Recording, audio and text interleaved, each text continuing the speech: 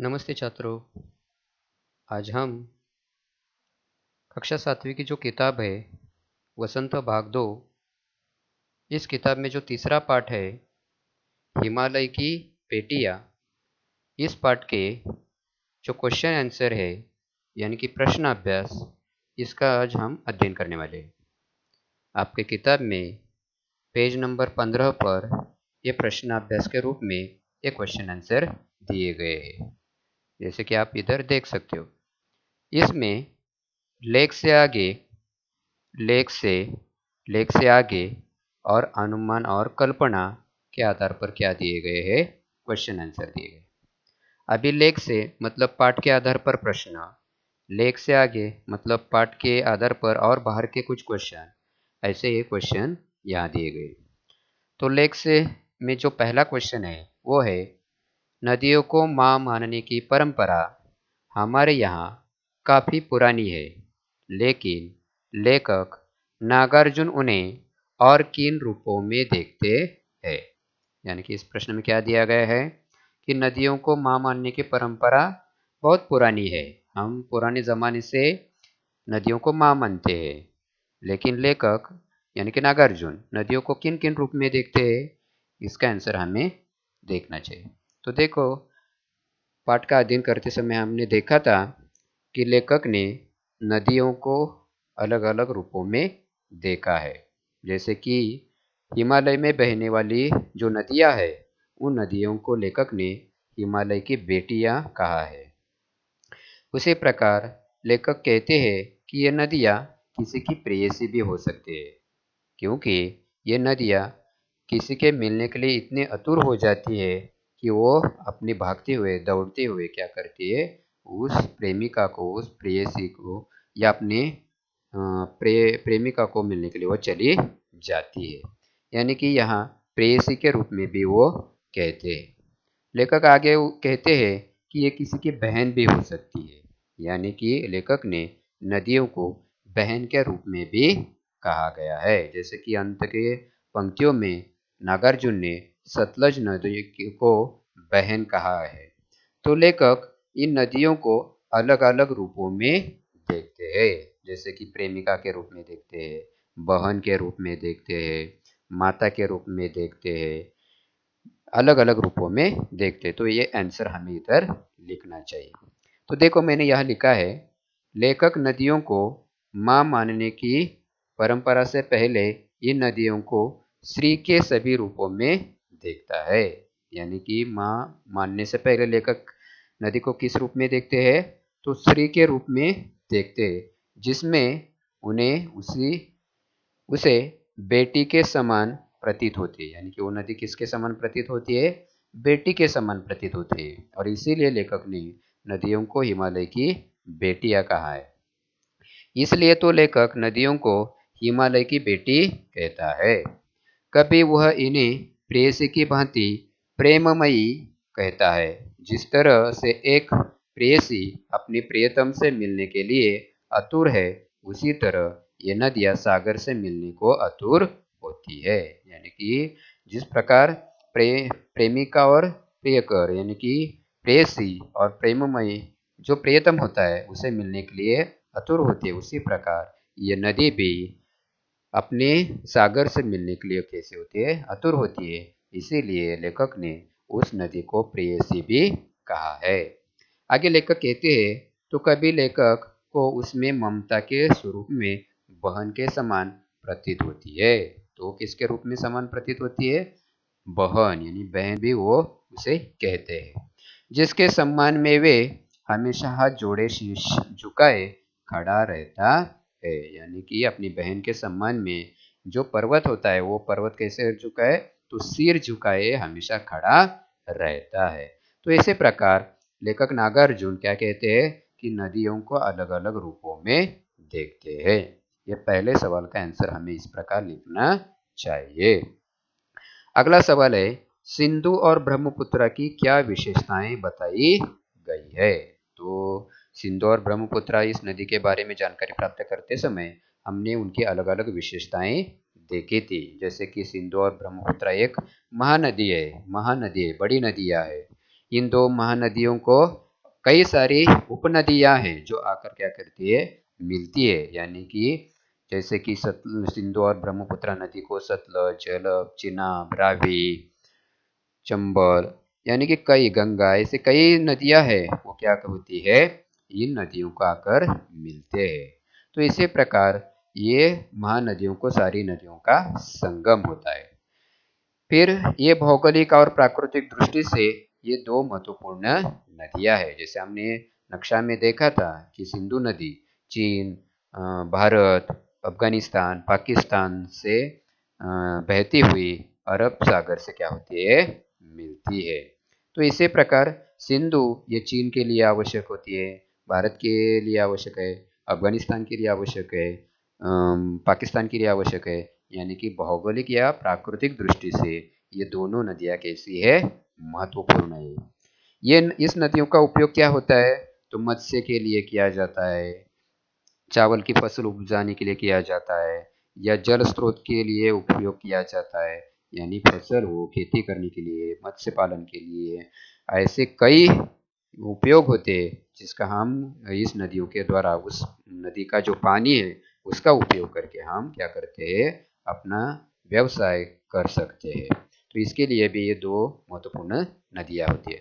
उसके आगे हमने देखा था कि ये दो नदियाँ कैसी है, प्राचीन काल से आई हुई है, पौराणिक नदियाँ है, और इसीलिए इन दो नदियों का हम क्या करते हैं, माता मानते, उन्हें पूजते हैं।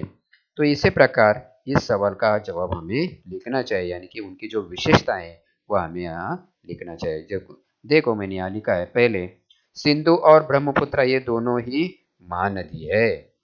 दूसरा, इन दोनों महानदियों में सारी नदियों का संगम होता है। तीसरा हम लिख सकते हैं, ये भौगोलिक व प्राकृतिक दृष्टि से बहुत महत्वपूर्ण नदियां हैं। ये डेल्टा फार्म करने के लिए मत्स्य पालन, चावल की फसल व जल स्रोत का उत्तम साधन है। ये दोनों ही पौराणिक नदियों के रूप में विशेष पूजनीय व महत्वपूर्ण है। तो इसी प्रकार हमें दूसरे सवाल का जवाब लिखना चाहिए। तीसरा सवाल है, काका कालेकर ने नदियों को लोकमाता क्यों कहा है। तो काका कालेकर ने नदियों को लोकमाता क्यों कहा है, यह हमने इस पाठ में देखा था कि काका कालेकर ने नदियों को लोकमाता कहा है। मैंने एक उदाहरण दिया था, जैसे कि माता अपने बच्चों का क्या करती है, पालन करती है, उसे देखभाल करती है, उसे खिलाती है, उसे पिलाती है, उसे बड़ा बनाती है, और इसीलिए माँ को हम माता कहते हैं।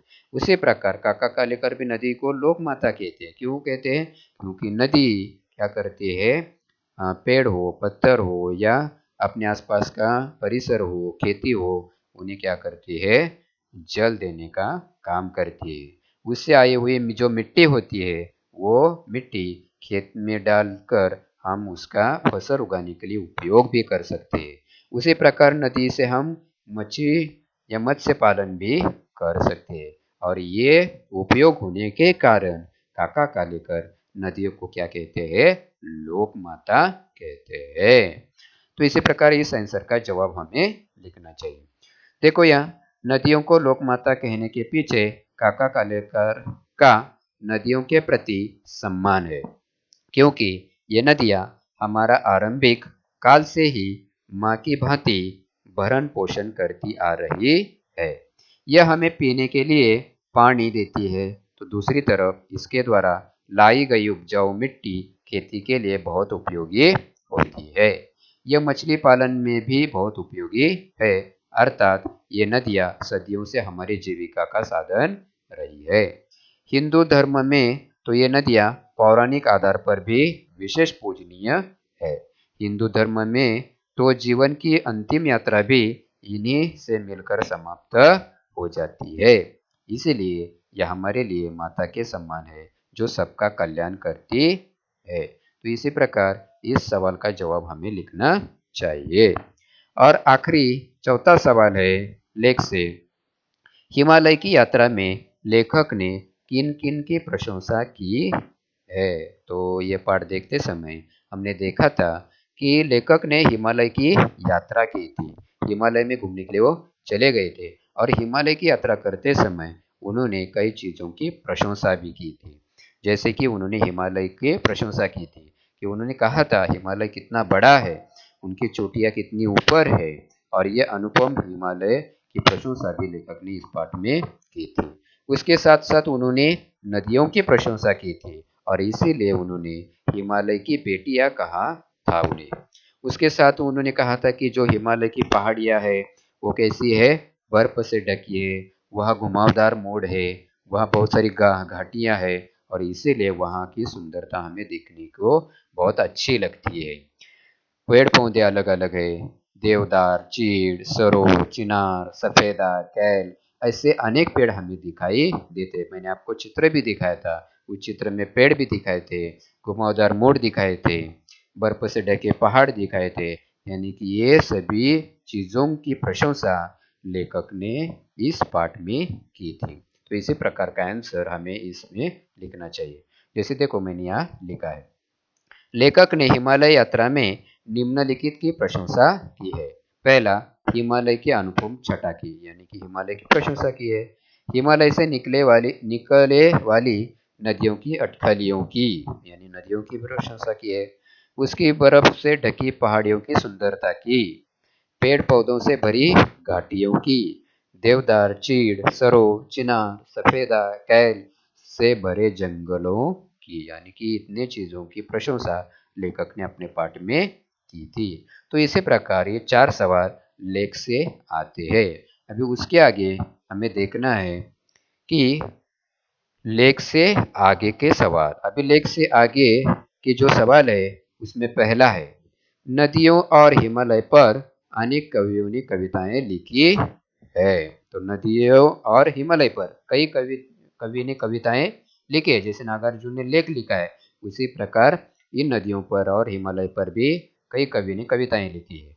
उन कविताओं का चयन कर उनकी तुलना पाठ में निहित नदियों के वर्णन से कीजिए। तो उसमें से एक कविता चयन करो और उस कविता की तुलना इस पाठ में जो नदियों का वर्णन किया गया है उसमें उसके साथ करो, ऐसे कहा गया है। अभी यहाँ मैंने पहला अंक लिखा है, सवाल नहीं लिखा है, उसका डायरेक्टली जवाब लिखा है। तो ये जो कविता है हिमालय, ये कविता आपके सामने दिखाई दे रही है। ये कविता किसने लिखी है? सोहनलाल द्विवेदी इन्होंने लिखी है। किसने लिखी है? सोहनलाल द्विवेदी। हिमालय, युग युग से है अपने पथ पर, देखो कैसा खड़ा हिमालय, डिगता कभी न अपने प्रण से, रहता प्रण पर अड़ा हिमालय। यानी कि हिमालय के बारे में यहाँ क्या किया गया है, बताया गया है। जिस प्रकार नागार्जुन ने हिमालय की बेटियां इस पाठ में हिमालय का वर्णन किया है कि वो हिमालय कैसे दिखाई देता है, उसकी पहाड़ियाँ कैसी है, वहाँ की घाटियाँ कैसी है, वहाँ के पेड़ कैसे है, वहाँ से बर्फ से ढकी चोटियाँ कैसी दिखाई देती है, आदि का वर्णन हिमालय की बेटियां इस पाठ में नागार्जुन ने किया था। उसी प्रकार इस हिमालय कविता में भी सोहनलाल द्विवेदी ने भी हिमालय का वर्णन किया हुआ दिखाई देता है। और वो कहते हैं, क्या कहते हैं कि युग युग से, यानी कि कितने युग आए और गए, यानी कि वो हिमालय वही खड़ा दिखाई देता है। युग युग से वो हिमालय वहाँ खड़ा है और अपने पद पर ही खड़ा है, वो इधर इधर हिलता नहीं है, अपने प्राण तक देने के लिए तैयार हो जाता है, लेकिन ये हिमालय वहीं अड़ा रहता है। यानी कि जो कोई शत्रु उधर से आने की कोशिश करते हैं तो उन्हें रोकने का काम कौन करता है? तो ये हिमालय करता है। तो इसी प्रकार सोहनलाल द्विवेदी ने हिमालय के बारे में बताया गया है। तो इसी प्रकार इस सवाल का जवाब हम तुलना के रूप में लिख सकते हैं। आगे दूसरा सवाल है, गोपाल सिंह नेपाल की कविता हिमालय और हम। गोपाल सिंह नेपाली की कविता कौन सी है? हिमालय और हम। यह कविता देखो और इस पाठ के आधार पर उसकी क्या करना है? तुलना करनी है। यानी कि गोपाल सिंह नेपाली की कविता हिमालय और हम, रामधारी सिंह दिनकर की कविता हिमालय तथा जयशंकर प्रसाद की कविता हिमालय के आंगन में, ये पढ़ना है आपको और ये उस कविता की तुलना इस पाठ के साथ करनी है। उसमें क्या बताया गया है और पाठ में क्या बताया गया। तो दूसरे सवाल का आंसर हम लिख सकते हैं इधर, हिमालय और हम, ये कविता लिखी है गोपाल सिंह नेपाली इन्होंने। तो क्या कहते, इतनी ऊंची इसकी चोटी की सकल धरती का ताज यही, पर्वत पहाड़ से भरी धरा पर केवल पर्वत राज यही। अंबर में सिर पाताल चरण, मन इसका गंगा बचपन, तन वरण वरण मुख निवारण। इसकी छाया में जो भी है वो मस्तक नहीं झुकाता है, गिरिराज हिमालय से भारत का कुछ ऐसा ही नाता है। तो इसी प्रकार हिमालय और हम, यह कविता गोपाल नेपाली इन्होंने,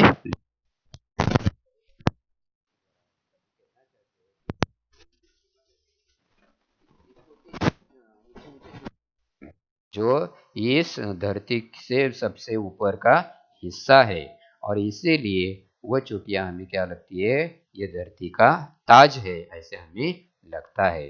वहाँ के बर्फ की जो पहाड़ है, वहाँ के जो पर्वत है, वो पर्वत कैसे है, उस धरती के इस धरा पर वो क्या है, पर्वतराज है। यानी कि बाकी सभी पर्वत कैसे है, छोटे हैं, लेकिन हिमालय पर्वत कैसे है, हिमालय पर्वत बहुत बड़ा पर्वत है, यानी सभी पर्वतों का वो राजा है ऐसे वो कहते हैं। और पाठ में क्या कहा गया है, उसी प्रकार हिमालय के बारे में और नदियों के बारे में जानकारी दी गई। तो इसी प्रकार इसमें भी हिमालय का ही वर्णन किया गया है और पाठ में भी हिमालय का ही वर्णन किया गया है। तो इसी प्रकार इस सवाल के जवाब हम तुलनात्मक रूप से लिख सकते हैं। तीसरा सवाल है, यह लेख 1947 में लिखा गया था। यानी कि ये जो पाठ है ये नागार्जुन ने कब लिखा है, 1947 में लिखा है। तब से हिमालय से निकलने वाली नदियों में क्या क्या बदलाव आए हैं, यानी कि तब से आज तक इन नदियों में क्या क्या बदलाव आए हैं। यानी कि आपको मालूम है कि उस समय जो नदियाँ थी वह कैसी थी, अच्छी थी, सुंदर थी, उसका पानी अच्छा था।